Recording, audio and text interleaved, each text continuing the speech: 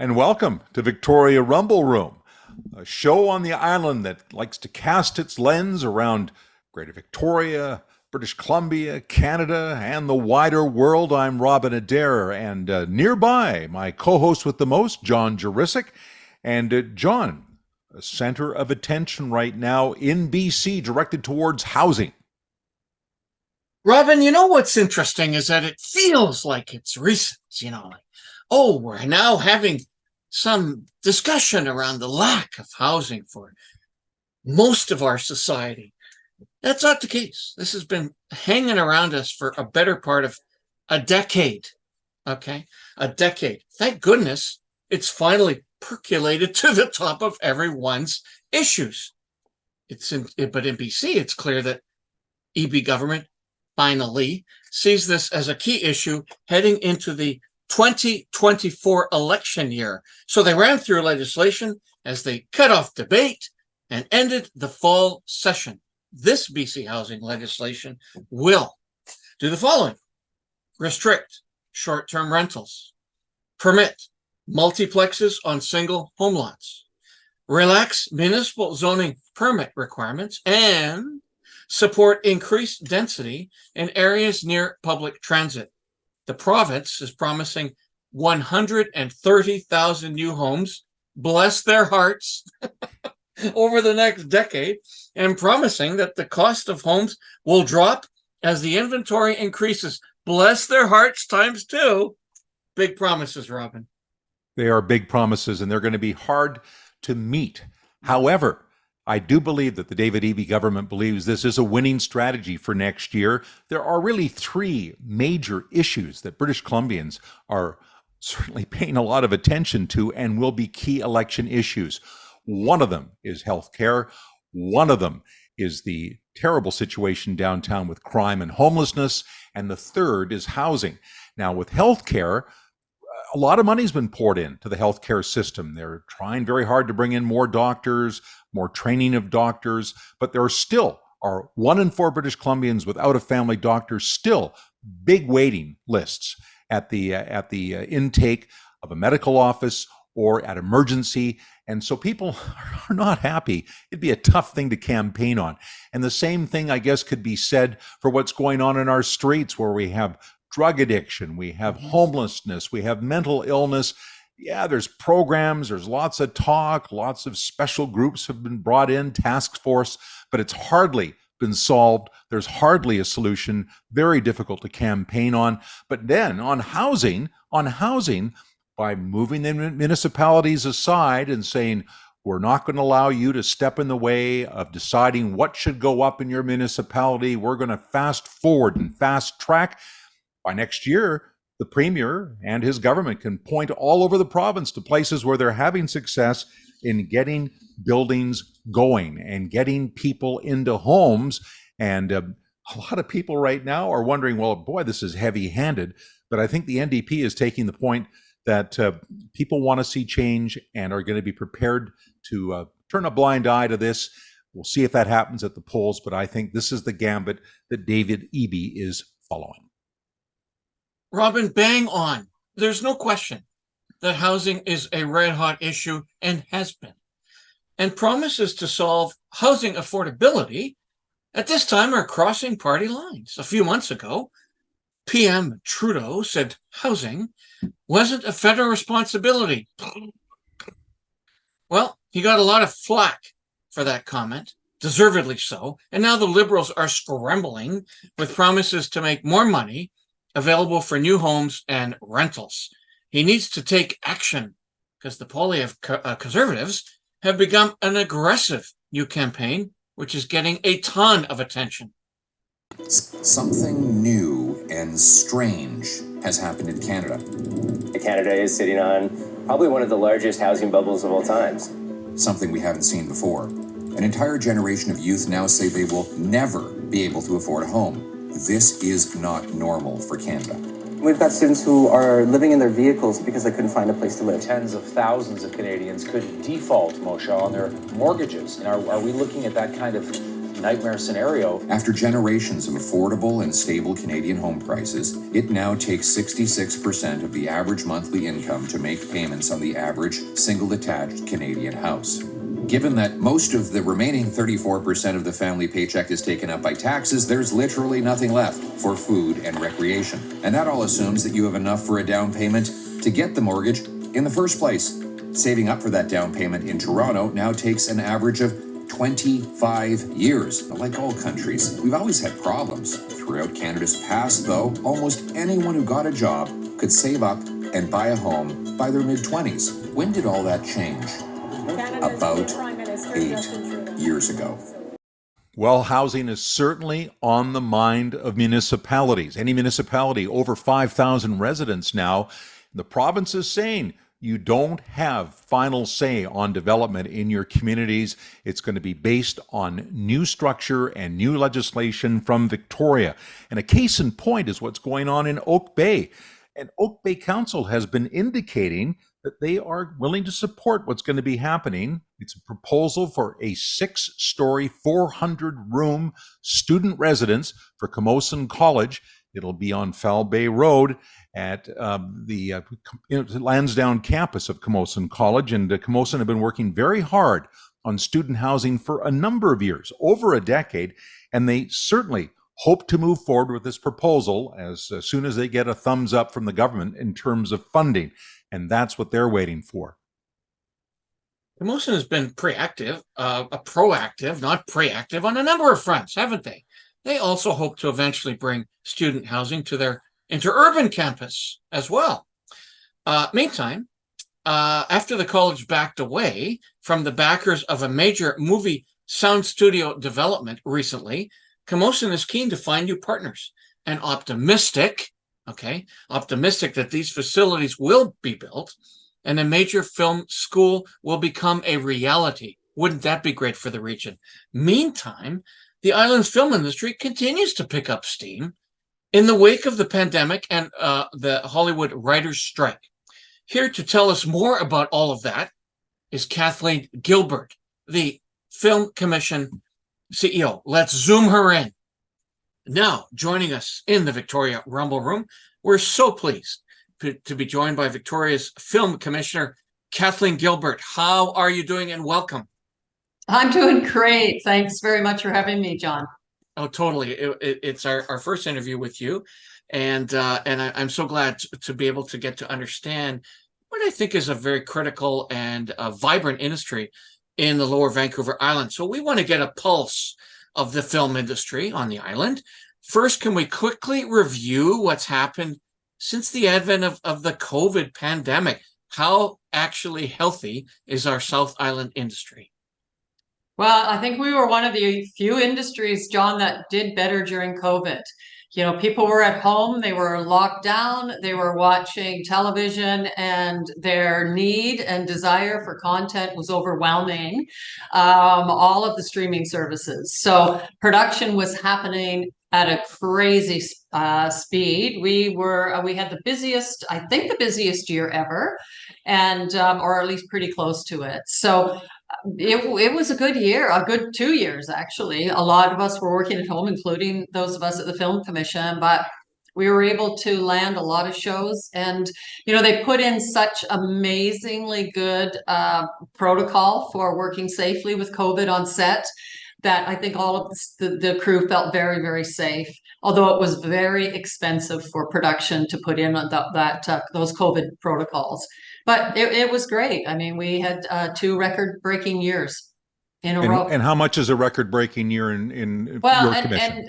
Yeah, so we have been very conservative with our stats over the years. And you know, as you can imagine, asking a producer to see their budget's impossible. They just won't share that with you. So we would have to talk to department heads, and some of the producers were good with giving us some of their spend, but it's a very difficult thing to do. So we had to use a chart that's produced by the Association of Film Commissioners International that basically says if this show with this budget, because we would know what the budget was, we just didn't know how much of that budget they left behind. But basically, I feel confident saying that the Film Commission brings in at least 60 million and probably closer to 75 million average a year. And sometimes we've had record years of 105. Let's go with that. And it's so great to have you on the show and talk about some of these issues that surround your industry, which is a growing industry and employs a lot of people. I should mention, amongst the many hats I've worn through the years, I was also, besides being once the chair of the Chamber of Commerce, I was the chair at Camosun College, and I'm still very linked in with a lot of the things going on at Camosun. There was a lot of excitement there a couple of years ago because they thought they were going to have these big sound studios. They were talking about 3 of them, and a lot of anticipation about where they'd be, and having a film school at Camosun. And then COVID came and things got quiet and they didn't find the investors for it. Nothing's happened. And then we've heard that more recently there was going to be a high-tech facility that was going to be coming to Victoria. And we understand that too has now, the main investor pulled the plug and walked, and they're looking now for a new investor for that. So you say COVID has been a good thing, and I guess that's in terms of bringing in business, but in terms of growing your product and building your industry, it's also been a challenge. Well, you're right. And, one of the big missing part that we have to our ability to grow this industry is having a film studio.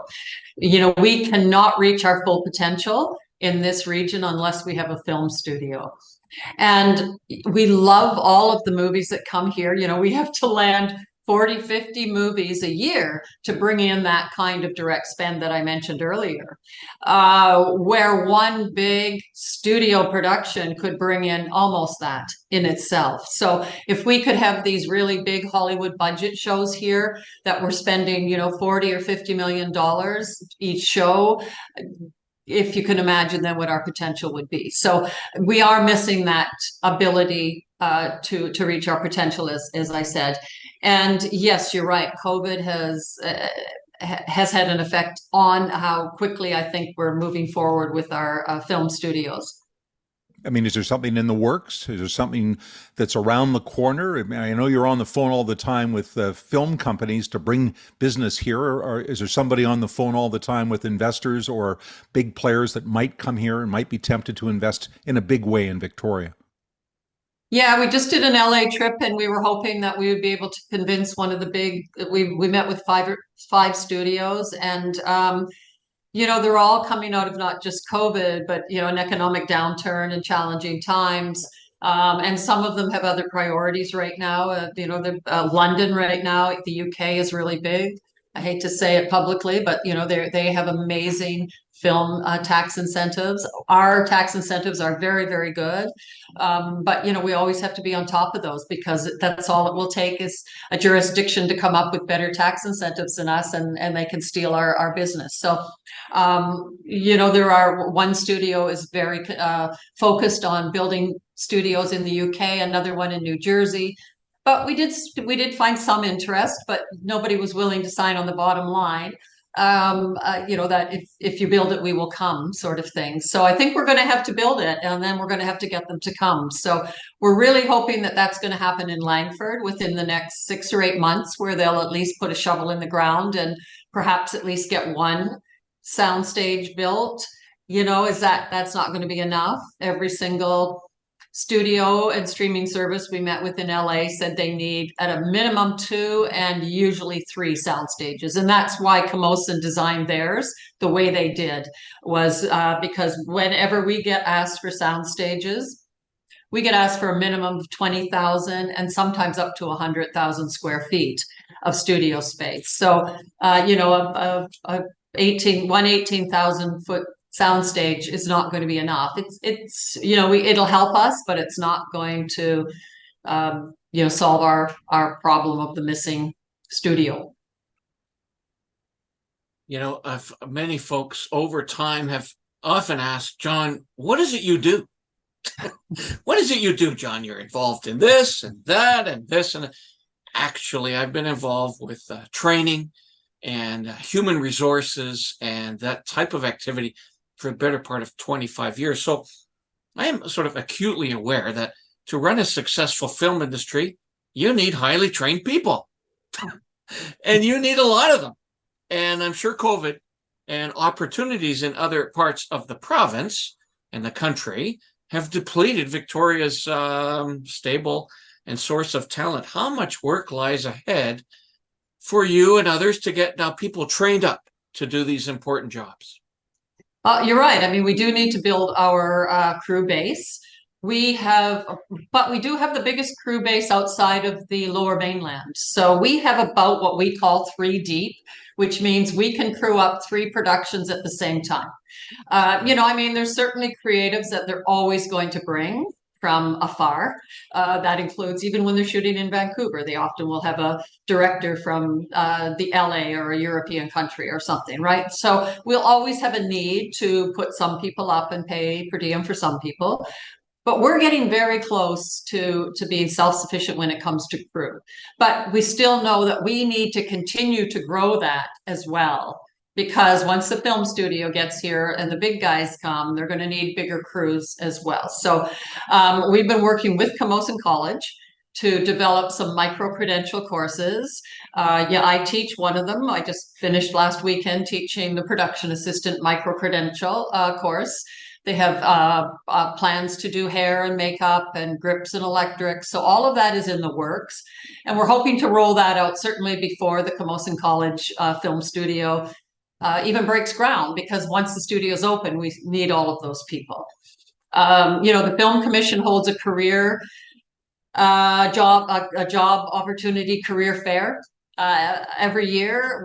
During COVID, we did it online, so it now lives on our website, where you can go and listen to all of almost every job in the film industry. You can listen to a veteran in that department and what their job is, and find out whether that's something that you'd be interested in, and then talk to the Film Commission about how do I get there. And we certainly do that as well. We enjoy having people come in and do one-on-one career counseling, basically, to help them on their journey to an amazing, high-paying career in the film industry.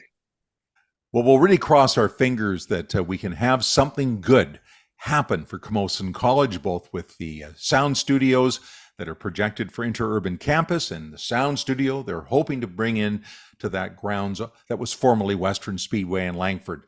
Super for the industry, super for education, and we'll cross our fingers on both counts. And John, we also have, and we promise this, viewer mail. Robin, we have buckets loads of viewer mail. I'm quite startled, actually, by how much we have, and a ton of reports on Victoria Councillor Susan Kim and the hot water she landed in over a letter she recently signed. The letter was generated by the University of Alberta, and Susan Kim was one of 2 elected officials to sign it. The letter described Canada as a so-called country and suggested that it was untrue that Israeli women had been sexually assaulted by Hamas attackers. It was, I think, real misjudgment on Susan Kim's part. Now, it has been suggested that Susan Kim has every right to express her point of view, that she is not a member, at least civically, of an elected party, not a political party. At the civic level, she's independent. She's speaking for herself.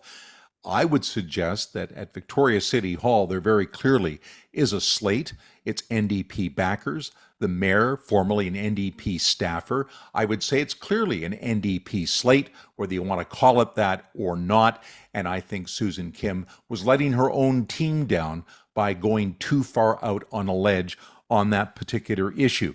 And our readers are giving us lots of feedback. Susan Kim did apologize, but they don't seem entirely satisfied by that. And we have some examples. Ken says, she's a modern-day politician. What more or less can one say? And Art also comments, if she had any moral core, she would resign over her remarks. Jerry adds, some people that have been elected lately seem not to follow their platforms and go off on their personal wants. Wrong. Hopefully, at the very least, Ms. Kim has learned from this and will show better judgment in the future. Her 2 apologies seem to indicate so. We'll see if the public forgives and forgets all of this by the time we get to the next civic election. Absolutely, John. And just about time to wrap things up now. And I just want to say a word about our capacity, and maybe you could expand on it. Somebody asked me, my pal Rodney wanted to know about whether we do a podcast. We do, of course, a video podcast on all these different platforms you'll outline. Whether we do a straight podcast that he can just listen to while he's out walking his dog and meditating on life, listening to our show. So what is our response to that, John? Our response is, Rodney, we're hearing you. And there will be podcast versions of the Victoria Rumble Room vodcast. In fact, that is so easy to do. The address, as we do with some of our other platforms, is a mix of my social media platforms. We like that. People don't really care what the title is. And as you see on the screen, all of the shows are also now podcasted at www.johnandmike.podbean.com. So that's podcasting. You want to listen to us as you are running or walking or meditating. That is fabulous. Easy for us to do that. If you want to see both of us in full color, as eventually everyone does, we're located on our Facebook page. We have a X page, i.e. Twitter. We have a YouTube page in which all of our interviews are posted. We're also active on Facebook news groups, active on Twitter, and active on TikTok. So that's about it from me. I'm getting excited about Christmas. Maybe not about all the shopping days, but nonetheless, I remain your Croatian sensation, Johnny Juricic. And I'm Robin Adair, and of course, I'm also getting fully into the Christmas spirit more and more every day. And as that momentum continues to build and rise, I have to say, rumble on. Good.